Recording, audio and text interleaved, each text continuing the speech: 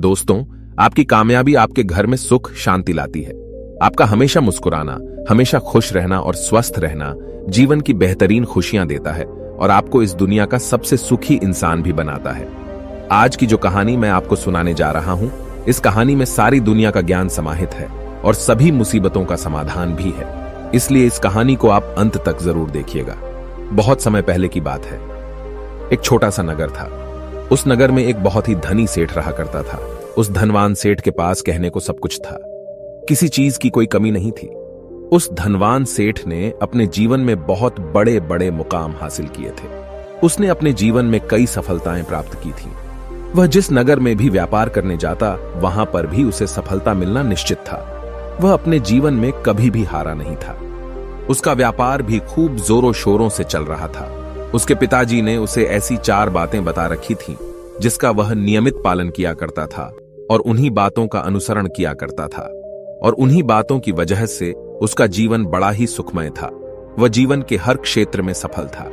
ऐसे ही काफी समय बीत गया और अब वो धनवान सेठ काफी बूढ़ा हो चुका था। अब उसे लगने लगा था कि मेरी मृत्यु बहुत नजदीक है, मेरी मृत्यु कभी भी हो सकती है।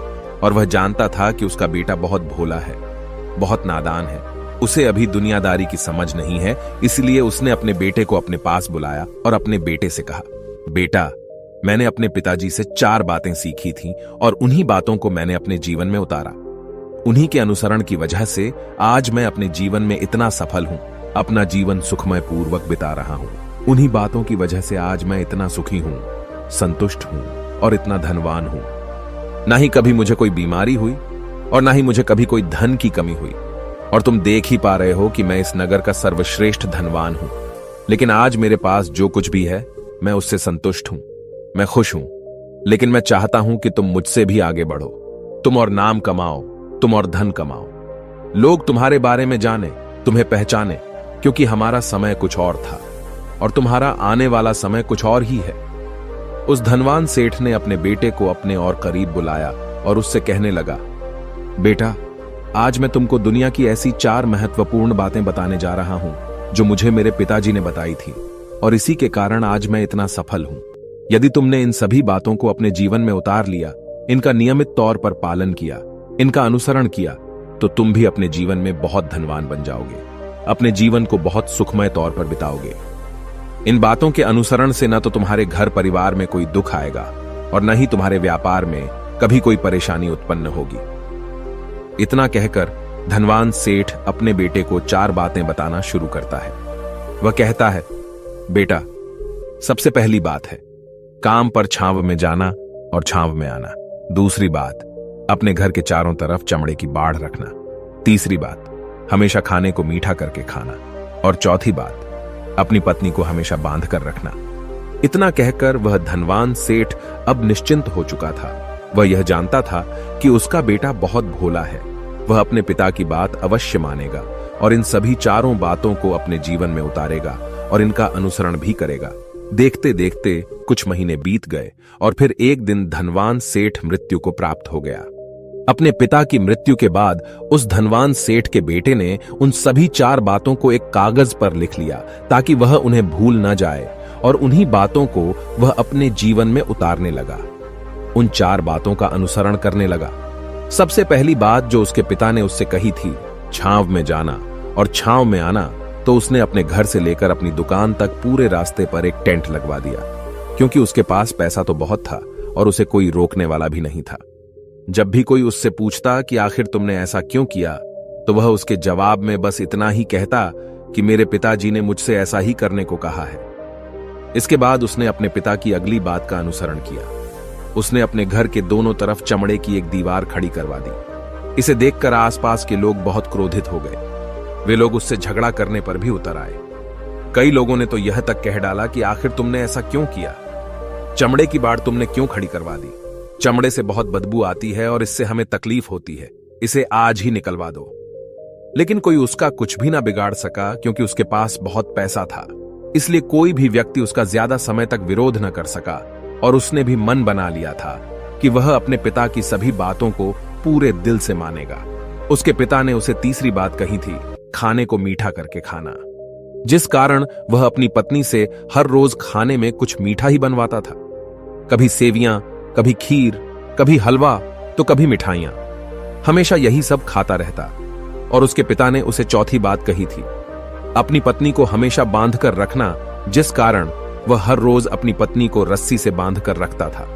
ऐसे ही कई दिन बीत गए और देखते ही देखते अब वह सेठ के बेटे का जीवन धीरे धीरे बर्बाद होने लगा था, क्योंकि उसने अपने पिता की सभी बातों का गलत मतलब निकाला था और वह उसी के अनुसार उनका पालन कर रहा था। देखते देखते उसका उतना बड़ा व्यापार अब ठप होने लगा था।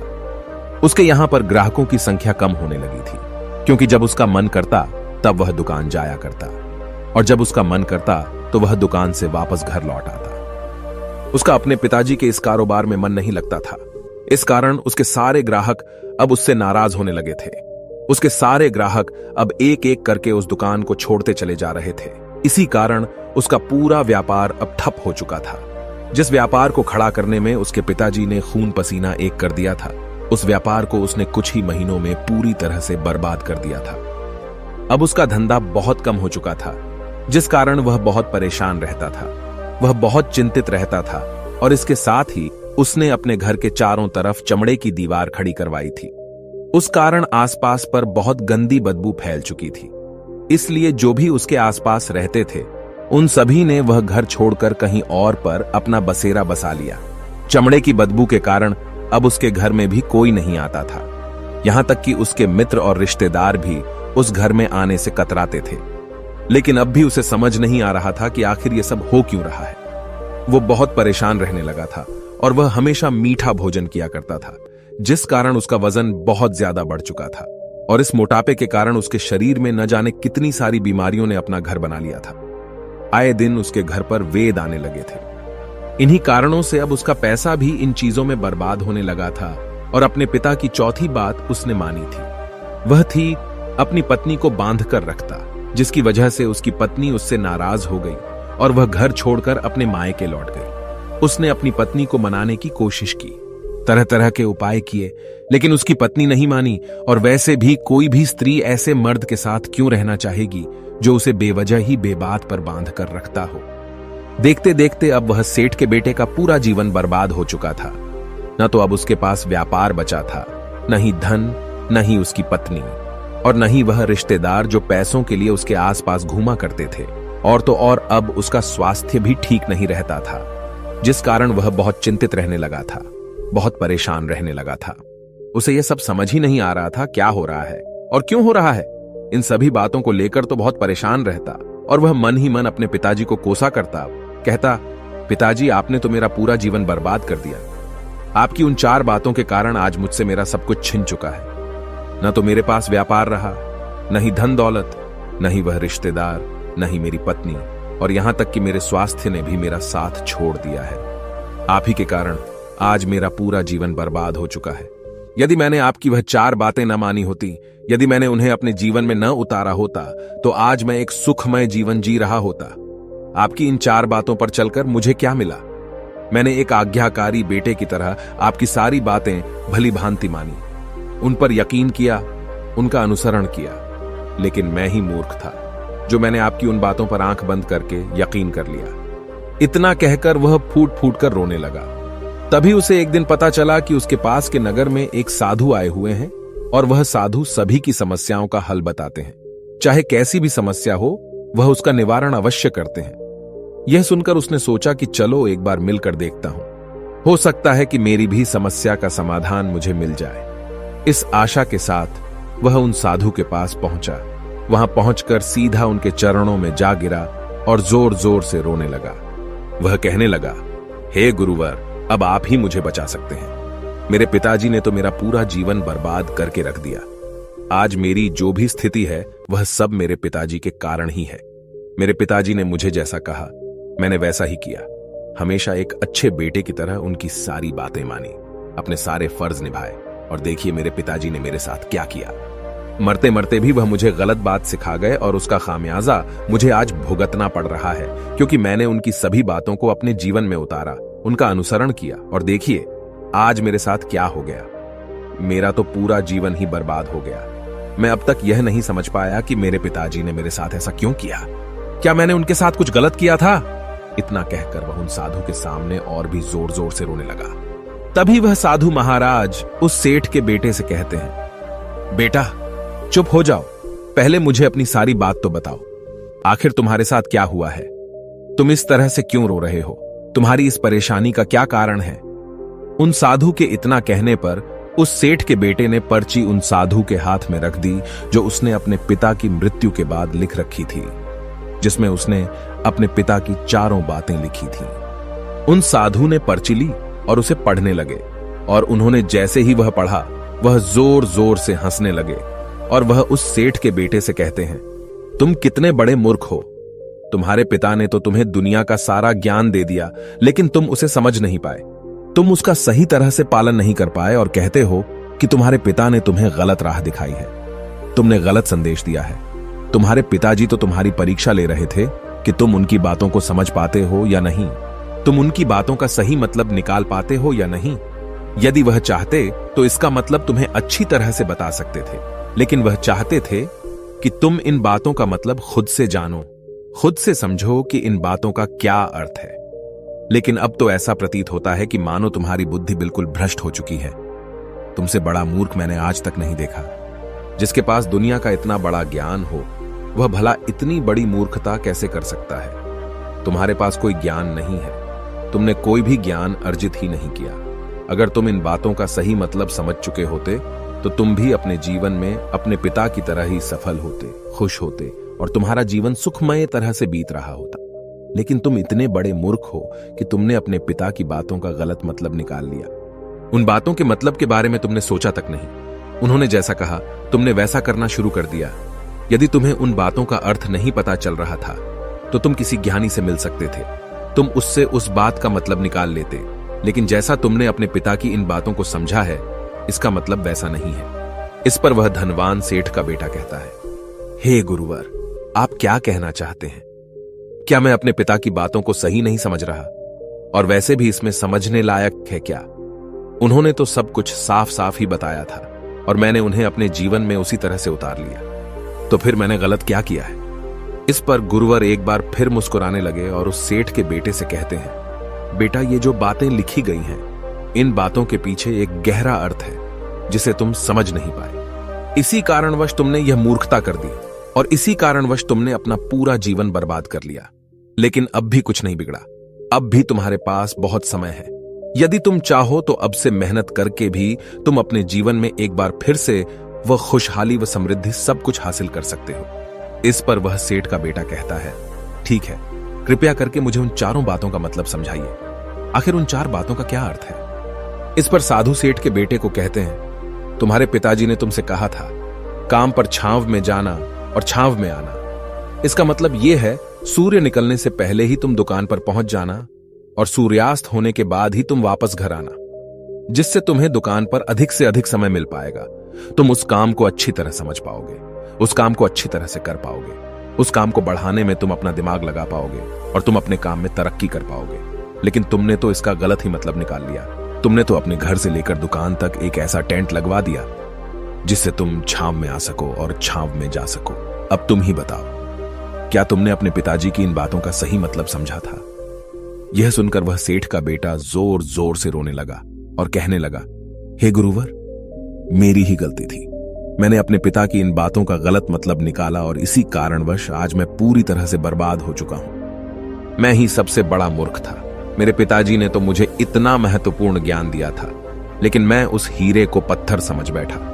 आगे वह सेठ का बेटा उन गुरुवर से कहता है कि गुरुवर, दूसरी बात क्या है, उसका अर्थ क्या है? आगे गुरुवर दूसरी बात का अर्थ समझाते हुए कहते हैं, चमड़े की बाड़ करवाना। इसका अर्थ यह है कि तुम अपने घर में कुत्ता या बिल्ली पालना। जब तुम अपने घर में कुत्ता बिल्ली पाल लोगे तो यह तुम्हारे घर की चारों ओर से रक्षा करेगा, जिससे तुम्हारी धन दौलत पूरी तरह से सुरक्षित रहेगी और तुम बेफिक्र होकर दुकान पर मन लगा सकोगे, बेफिक्र होकर दुकान के कामों को समझ सकोगे और तरक्की कर पाओगे। और तो और तुम्हारे मन में कभी यह भी डर नहीं होगा कि कहीं कोई चोर आकर मेरी संपत्ति न चुरा ले। चमड़े की बाड़ करवाने का असली मतलब यह है, लेकिन तुमने तो चमड़े की बाड़ करवाने का मतलब कुछ और ही निकाल दिया। तुमने तो अपने घर की 2 दीवारों को ही चमड़े से पूरी तरह से भरवा दिया, जिस कारण आसपास गंदी बदबू फैल गई। तुम्हारे आसपास के पड़ोसी भी अपना घर छोड़कर कहीं और चले गए। यहां तक कि तुम्हारे मित्र, तुम्हारे सगे संबंधी भी उस बदबू के कारण तुम्हारे घर पर आने से कतराने लगे। और अब हालत यह हो चुकी है कि ना तो तुम्हारे घर पर कोई आता है और न ही कोई जाता है। और इसी कारणवश लोग तुम्हें नापसंद करने लगे। और तुम्हारी बर्बादी का यह भी कारण है। आगे सेठ का बेटा कहता है, हे गुरुवर, यह सब तो ठीक है, लेकिन यह खाने को मीठा करके खाना, इसका क्या? मैंने इसका भी अर्थ गलत निकाला है क्या? मैंने तो अपने पिता की बातों के कहे अनुसार ही हर रोज मीठा खाया, और आज देखिए मेरा शरीर कितना वजनदार हो चुका है, जिस कारण मुझे अनेक प्रकार की बीमारियों ने घेर रखा है। क्या मैं इस बात को भी गलत समझ रहा था? इस पर वह साधु उस सेठ के बेटे से कहते हैं, हाँ, तुमने इस बात का भी गलत मतलब ही निकाला है। मीठा करके खाने का अर्थ यह है कि जब भी तुम्हें भूख तेजी से लगे तभी तुम्हें भोजन करना है, न उसके पहले और न उसके बाद। अन्यथा यदि तुम्हें भूख न लगी होगी और तुम्हें भोजन मिल जाए तो तुम उस भोजन की कभी कदर नहीं करोगे। वह रोटी तुम्हें कभी मीठी नहीं लगेगी। फिर चाहे वह भोजन कितना भी स्वादिष्ट क्यों ना हो, चाहे भोजन कितना भी लाजवाब क्यों ना हो, तुम उसकी कदर कभी नहीं कर पाओगे, तुम उसका सम्मान कभी नहीं कर पाओगे। किंतु जब एक व्यक्ति को जोरों की भूख लगी होती है तो उसके सामने यदि तुम सूखी रोटी भी रख दो तो भी वह उसके लिए किसी पंचमेल से कम नहीं है।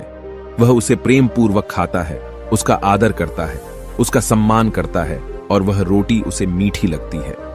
इसीलिए तुम्हारे पिताजी ने यह कहा था कि भोजन मीठा करके खाना, जिससे तुम्हारा स्वास्थ्य भी अच्छा रहेगा। क्योंकि जब एक व्यक्ति को भूख लगी होती है और उस समय पर जब वह भोजन करता है तो वह उसके लिए एक अमृत समान होता है, और वहीं पर जब किसी व्यक्ति को भूख न लगी हो और ऐसे समय पर वह भोजन करता है तो वह उसके लिए विष समान है, वह उसे बहुत नुकसान पहुंचा सकता है। लेकिन तुमने तो इसका भी गलत मतलब निकाला था। तुम हर रोज मीठा खाने लगे, जिस कारण तुम्हारा वजन बढ़ने लगा, और इसी कारणवश तुम्हारे शरीर में अनेक रोग ने अपना घर बना लिया और यह तुम्हें मृत्यु के करीब ले जा रहा था।